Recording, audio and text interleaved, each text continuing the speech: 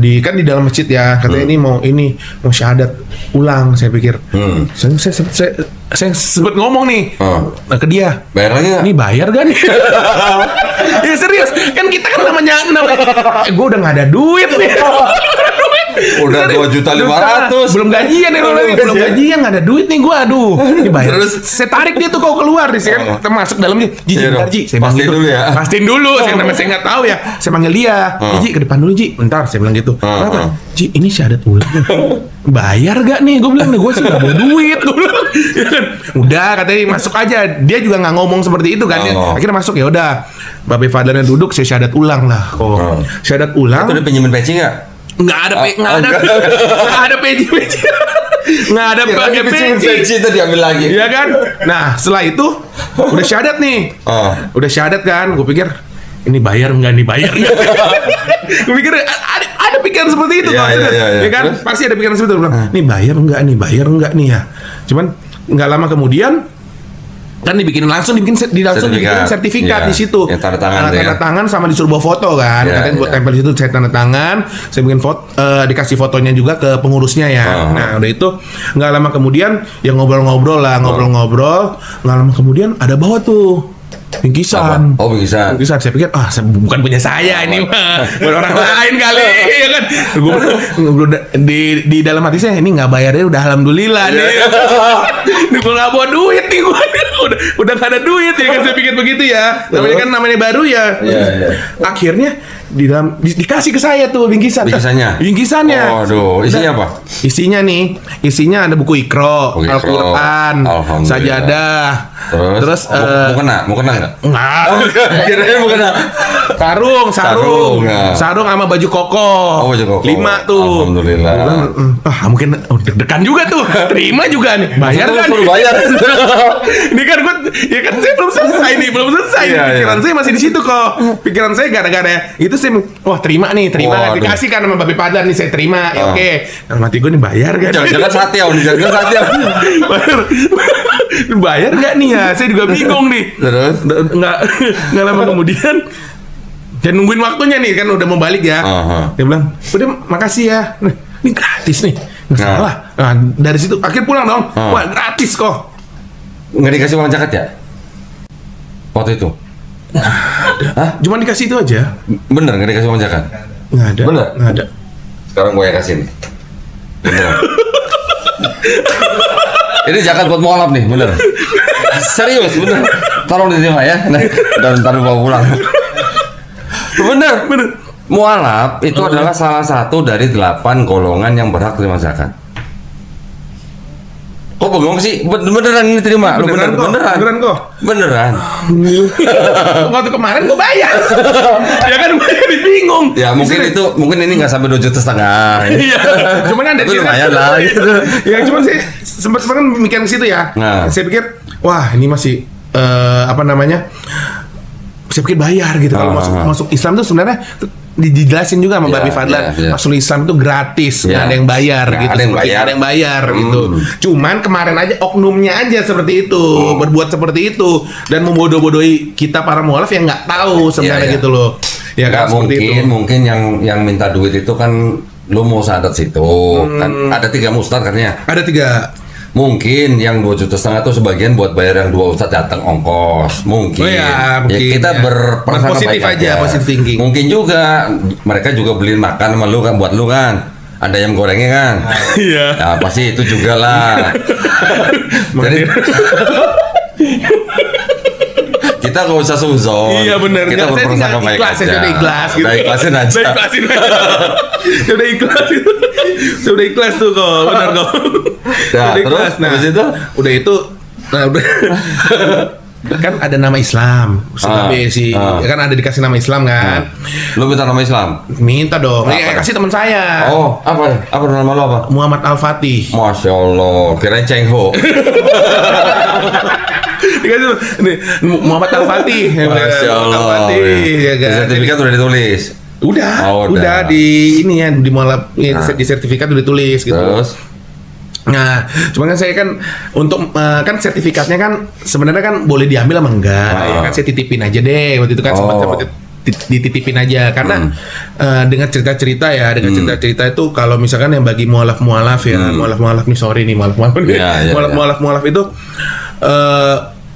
kita nggak ngomong cuman beberapa sih, jadi takutnya dipakai buat oknum yang buat ngamen gitu kan. Jadi kita ke masjid-masjid nih, gue mualaf nih, gue ngambil ini dong, gue ngambil itu dong, tolong dong, bantu dong. Sebenarnya itu nggak diinin juga ya, nggak boleh juga seperti itu gitu loh. Makanya untuk menghindari hal seperti itu, tetap sertifikat saya itu saya kasih, Babe Fadlan gitu, nih pegang aja. Lu pegang fotokopinya nggak? Ada fotokopinya ada, saya udah print dulu. Cuman saya tetap aja kasih ke Babe Fadlan gitu kan buat pegang ya. Nah, ada satu poin nih, satu poin. Kan kemarin kan waktu kita ketemu di Masjid Al-Bukhari kan ada perempuan yang sadat tuh kemarin tuh. Siapa? Ana Siburian ya kalau nggak salah. Ana Siburian. Kan saya yang sadatin, saya bacakan surat pernyataannya. Itu ada satu poin di dalam surat itu, ya surat pernyataan masuk Islam yang disiapkan oleh MCIP. Saya baca satu poin itu bagus banget. Bagusnya apa? Di situ ada surat pernyataan bahwa si mualaf ini itu kalau sampai dia pendek umur, itu dia menyerahkan untuk diurus jenazahnya secara Islam. Itu bagus, ya. Itu perlu buat tiru nih. Gue juga punya surat pernyataan seperti itu sini. Nanti perlu gue tambahin. Itu bagus. Oke, terus. Nah, gimana? Terus ya udah selesai dari itu, kenal lah tuh Babe Fadlan kan. Babe Fadlan udah kenal ya kan. Pada akhirnya nih, wah gue bilang ini serius nih ya kok ya, bukannya ninggin Kodondi. Saya bilang, wah gue pengen banget nih ketemu Kodondi nih, ya kan. Saya sempet ngobrol dulu ke Babe Fadlan, yang entar kapan-kapan di ujung kajian, oh ya udah, gitu kan. Gue pengen banget ketemu Kodondi nih, ya kan. Itu dari hati sih. Tiap hari istri saya, teman saya juga tahu deh, pengen ketemu Kodondi nih, gimana nih orangnya nih ya. Kalau ketemu aslinya ya. Mana ini ya, gue pengen banget ketemu dia tuh, cuma belum ketemu. Nah pas Lebaran Idul Adha, ya kan, Lebaran Idul Adha, datanglah ke rumahnya Babe kan, motong kan, semua kan bersama panitia juga ya. Ketemu ko Wendy. Oh, waktu lu sadat yang di Masjid Al-Bukhari itu nggak ada ko Wendy? Nggak ada kan, disuruh datang sama ko Wendy. Ketemu Babe seperti itu. Nah, saya baru ketemu ko Wendy itu pas di Lebaran Haji. Lebaran Haji, saya ketemu ko Wendy, ngobrol dah tuh. Ngobrol-ngobrol lah nama gimana kok bisa masuk Islam. Saya jujur deh, gara-gara nonton Kodondi saya masuk Islam. Nah, saya nggak banyak nanya. Abis itu dia nggak lama keluarin handphone, bikin video viral nanti. Lama-lama nih bikin video. Nah, dari video itu orang tua tahu nggak? Nggak. Sampai sekarang juga David belum ngasih tahu. Iya belum sih. Kenapa? Alasannya apa? Ya kalau kita sih gimana ya, bukan takut sih sama orang tua sih, saya pikir gitu ya. Saya pikir takut sama orang tua. Lagi juga kan orang tua juga udah tua gitu, takut shock lah ya kan, kita sebagai anak ya kan, takutnya masa padahal ini kan Islam ajaran yang benar ya kok ya. Memang kalau misalkan orang tua tahu dengan umur kan, umur orang tua juga udah tua ya kok. Tiba-tiba shock, kaget, aku juga nggak pengen seperti itu kok gitu. Jadi saya lagi mencoba saat ini tuh, mencoba untuk masuk ke orang tua supaya bisa orang tua saya bisa tahu seperti itu. Cuman saya rasa lagi saya coba cari celah lah kok untuk bisa masuk ke situ gitu loh. Oke, berarti sampai sekarang orang tua belum tahu nih? Belum. Sekarang gini, mendingan orang tua lu tahu dari lu atau orang tua lu tahu dari channel gua? Pengennya sih. Loh, iya enggak?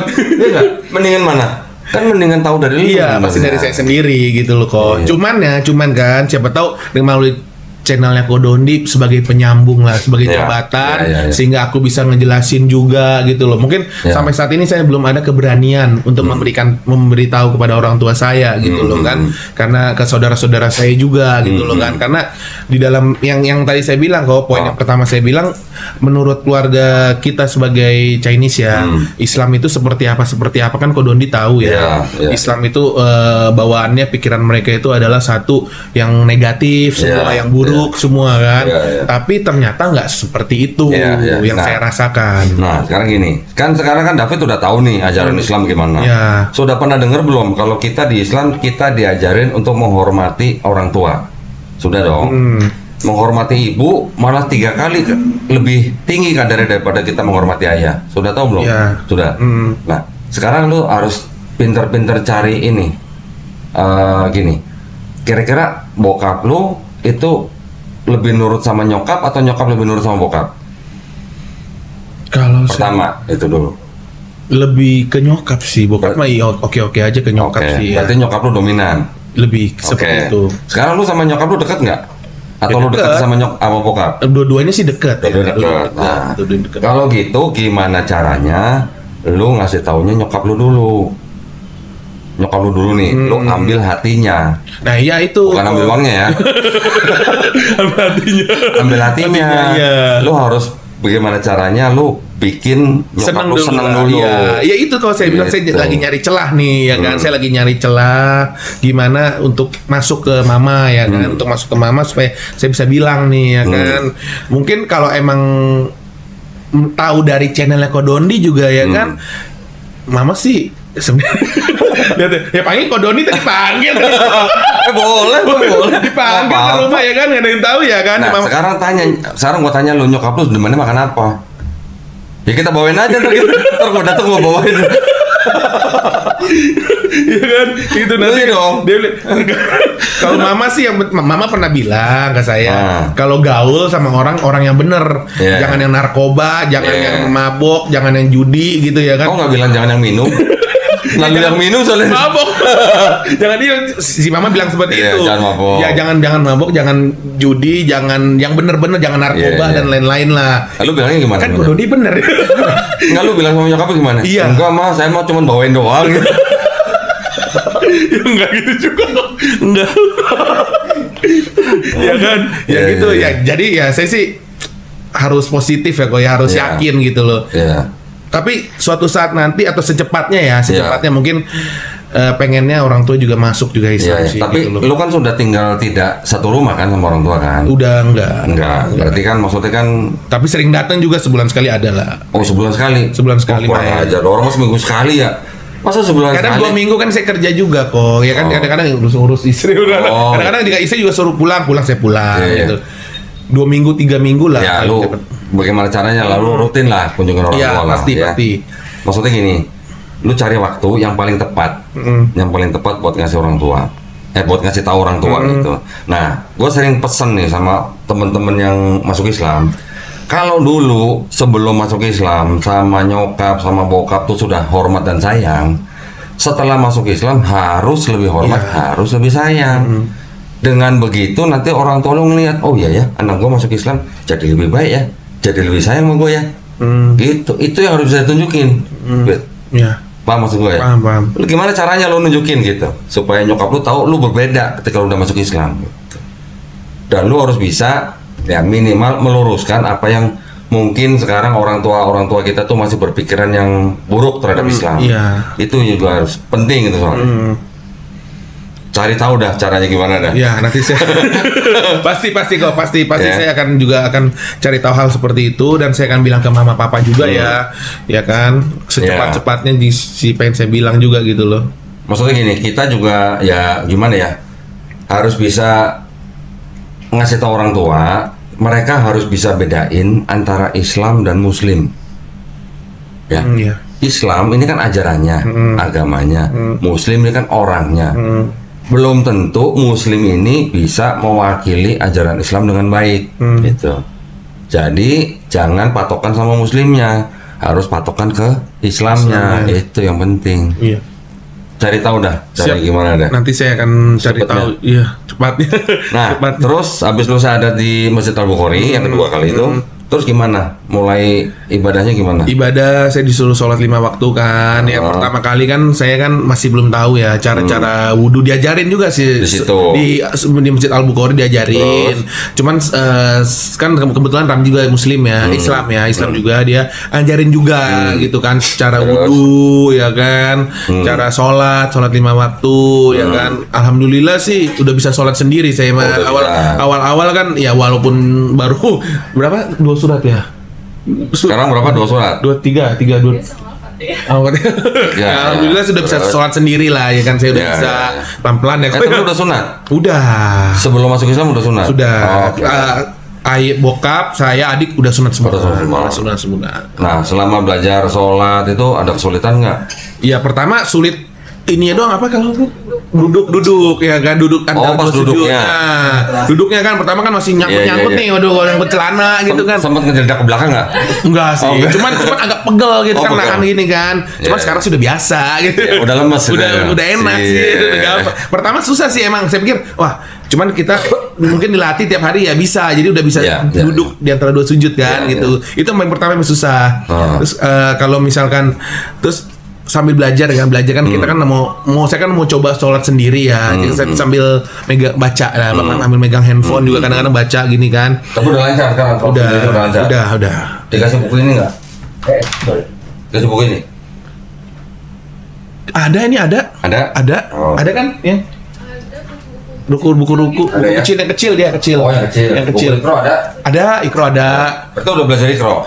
Ikro baca udah. Cuman saya kan sambil nanya-nanya juga. Nggak ada guru yang ngajarin nggak? Nggak ada. Dia istri sama teman saya doang sih Oh, di ngajarin. masjid? Nggak ke masjid belajar gitu?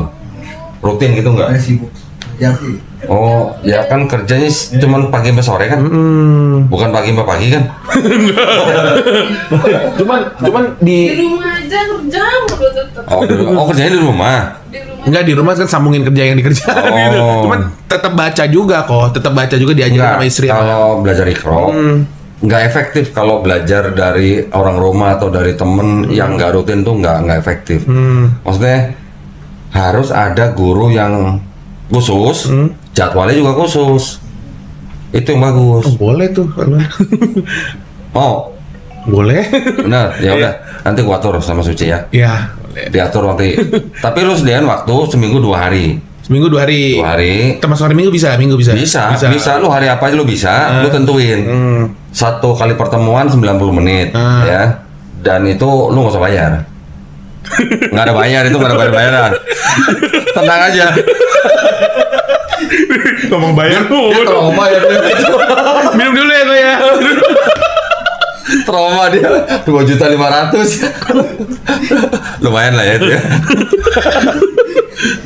Alhamdulillah. Alhamdulillah ketemu yang benar ya. Ketemu yang benar. Nah, terus waktu lu belajar sholat atau pas lu udah sholat, lu sholat ke masjid kan? Ya. Ada pengalaman lucu nggak? Pertama kali sih, kita ngomong pertama kali Iya, kita ke masjid iya. ya. Tuh saya masih deg-degan kok. Deg-degan maksudnya gue kan Rukun. Masjid Krukut kan Masjid Oh, Krukut Masjid tuh. Krukut. Krukutnya Masjid Krukut yang orang Arab semua tuh. Iya, iya, iya. Oh, jadi gini. Lu nggak ngeliat orang Arab nggak langsung cium tangan nggak? Enggak. Tiap hari ketemu dia. Ya kan? Kirain masuk ke Krukut lihat orang Arab cium tangan. Ya kan orang-orang nah pasti masuk nih ya kan saya diajak sama teman saya ya kan Nah. si Ramji ini ke Masjid Krukut yang orang Arab memang sebagian sih mayoritas Arab sih Iya, kan iya. nah udah itu ya saya coba lah ya kan Iya. namanya saya coba sempat ikut kajiannya juga ya sempat ikut kajiannya juga di situ saya coba saya masuk nih waduh gue pertama kali nih masuk masjid nih kan Terus? ya deg-degan ada deg-degan ada cuma kan kayak ada rasa waduh gimana nih gua kan ya minoritas ya Cina Ya, Chinese gitu ya sipit lagi. sipit ya masuk ke situ ya benar akhirnya Kenapa? Diapain? pada ngeliatin semua udah itu bener rambut itu masih pirang lah kalau salah ada Rambut lu? dulu Oh, dulu. sekarang udah hitam dulu. Agak pirang sih kan udah pirang dikit pada ngeliatin aja Oh, gua bilang, disangkain ini Belanda sipit nih katanya. orang pada ngeliatin ya di situ sih sebenarnya mungkin nah habis itu sholat dah ya kan sholat tuh ya kan Sholat jamaah kan? ya sholat jamaah dong ya kan sholat nah baju saya kan mungkin agak pendek ya mungkin Wah, saya nggak tahu enggak bukan baju sih celana. celananya agak kedodoran ke Iya. bawah dikit gitu Ada ya belahan ya, ada belahan. Enggak ada belahannya, ada belahan nggak ada kayaknya nggak. Ada. Agak kedodoran dikit ya ada. Nah, kan saya nggak tahu soalnya dia yang lihat ke Iya, belakang. iya, iya. Ya orang Arab itu. Waduh, Saya lu lagi berarti sujud. Masih lihat belahan orang berarti. Iya, terus pas baru mau mulai nih ada orang Arab yang belakang ini tepok dah tuh, ngingetin jalannya naikin dikit. Oh iya saya bilang gitu kan. Saya nggak tahu ya kan namanya saya udah sangkin oh ya udah mulai nih. Gimana nih udah belum mulai sholat. Disuruh naikin ya udah saya naikin langsung kencengin aja Mas. Saya kencengin langsung. Saya kencengin santu. Oh iya. Dia ngingetin. Ada yang ngingetin orang Arab belakang. Dia orang Arabnya nggak ngomong. Lu mau suruh gua ngeliat pantat lu gitu. Bener dia ada sempat suruh naikin celananya benerin aja ya oke gitu loh. Terus ada orang yang apa namanya yang lain ya jemaat yang lain juga ya. Dia ngomong jemaat gereja jamaah ya jamaah yang lain ngomong kalau bisa nyari guru yang bener lah, jangan yang masukin jin ke dalam botol. Ada orang gitu. Ada ngomong. Jangan ada yang masukin jin ke dalam botol. Ini ada yang pokoknya kalau bisa nyari guru yang bener, sesuai dengan sunnah, ya kan, sesuai ajaran Nabi Muhammad seperti itu. Jangan yang pokoknya yang bener dah itu, karena kasihan karena dia masih baru nggak tahu apa-apa. Oh iya saya kan. Ini ngomong ke teman saya juga kan. Iya. Dalam hati saya, untung ya gue babe ya udah nggak salah lah gue lagi gitu kan. Ya udah akhirnya seiring berjalannya waktu akhirnya saya ngerasa ya udah ketemu yang bener aja kok. Alhamdulillah. Ya udah sekarang kalau memang lu sadatnya di Masjid Al-Bukhari dengan komunitas MCIP, ya udah lu jangan jauh-jauh dari mereka. Iya. Gitu aja. Setiap kali mereka ada pengajian lu mesti datang. Lu udah kenal Kodondi ya. Ya kita kan sama-sama ini aja lah. Sama-sama bergerak dalam dakwah. Pokoknya kalau lu udah rumah lu dekat dengan Masjid Al-Bukhari, ya udah lu ke situ aja. Kalau bisa ikro juga di situ. Lu nggak harus ngaji di rumah. Lu bisa juga nanti janjian sama guru ngajinya di masjid. Boleh juga. Iya. Boleh. Nanti guru itu nggak cuma ngajarin ikro, nanti ngajarin fikih, ngajarin akidah, gitu bisa. Oke. Tenang aja, nggak dilepas. Kalau di Mualaf Center itu kita nggak lepas, kita harus bina. Nah, kita tinggal sesama Mualaf Center kita saling bantu, gitu. Saling kolab aja. Iya. Terus selama sholat di masjid itu udah sholat di masjid mana aja? Masjid Al-Bukhari udah pasti, Nurul Falah dekat rumah di bawah udah pernah. Masjid Akbar. Oh, di mana? Masjid Akbar yang Kemayoran. Oh, Kemayoran. Terus? Iya, Akbar. Terus apa Masjid Al-Mubarak Krukut. Oke. Enggak, maksud gue gini, kalau lu lagi keluar kota pernah kan? Belum ke rumah keluar. Belum pernah. Belum. Nah, nanti lu juga harus belajar kalau kita lagi safar, kita lagi bawa pergian, gimana sholatnya? Oh, beda lagi. Beda. Nanti ada beberapa inilah ya, kayak semacam aturan. Kalau di dalam bepergian saat safar, sholat kita itu ada istilahnya bisa dijamak kosor gitu. Jamak kosor. Belum pernah dengar? Belum. Ya udah ntar belajar. Lu harus belajar ya. Iya. Nanti lu pergi jarak jarak tertentu itu nanti berlakunya pas jarak berapa. Itu juga harus baca. Supaya jangan nanti gini, nanti lu lagi keluar kota ya, jaraknya misalnya udah jauh gitu. Nanti lu bingung nanti misalnya lu ngikut orang yang sholat jamak kosor misalnya. Ntar lu bingung, biasanya 4 rakaat kok jadi 2 rakaat gitu misalnya gitu. Oh ya? Iya. Itu nanti lu pelajarin supaya kita ya jangan awam-awam banget gitu. Iya benar. Baik. Soalnya kalau kita sama sekali nggak tahu, nanti pas kejadian, waduh, saya bikin malu tuh ntar. Iya. Ada juga ntar mualaf juga gitu. Lagi sholat sendiri, misalnya sholat apa di masjid, ditepok orang, dia nggak tahu, tangan orang diginiin, dia begini. Oh ada tuh. Ada begitu. Nanti ada lagi yang sholat zuhur atau sholat asar dia jahar, kenceng suaranya. Ada juga yang begitu. Nah makanya kita perlu belajar. Iya. Kerja tapi sempatkan waktu belajar. Pasti. Ya. Iya. Step by step. Gitu. Terus selama lu udah syahadat itu, udah masuk Islam, ada kesulitan apa nggak belajarnya? Belajar awalnya hafalnya, cuman ketika dipelajarin kok saya juga bingung juga sih bisa. Ternyata ya saya juga ini terus terang ya kan bahasa Arab ya. Al-Fatihah bisa, ya kan lancar sih bisa. Alhamdulillah. Lancar bisa. Tampang kayak lu gitu ya bisa Al-Fatihah gitu. Pernah nyangka nggak? Nggak nyangka apa itu. Pernah ngerasain mikir nggak gini? Ternyata kok gue bisa ya hafal surat Quran gitu. Pernah mikir nggak gitu? Nggak, saya nggak ada Nggak pernah kepikiran kan? seperti itu. Nggak pernah. Nggak ada. Ya kalau orang-orang Nggak yang bisa. Cina begitu rata-rata Nggak yang mungkin dari. bisa nih bahasa Arab nih ya kan, nggak akan bisa nih. Tapi ternyata bisa. Nah iya. Aneh tapi. Kalau mau belajar bisa, mau belajar bisa. Ajaib. Rasanya gimana tuh waktu Oh. pertama kali hafal surat Al-Fatihah itu Jadi gimana? kayak lebih tenang. Serius nih ya, ini saya sempat ada Kodondi sempat waktu itu podcast di Bang Boris ya kalau nggak salah ya. Katanya gimana sih masuk Islam gitu ya. Iya.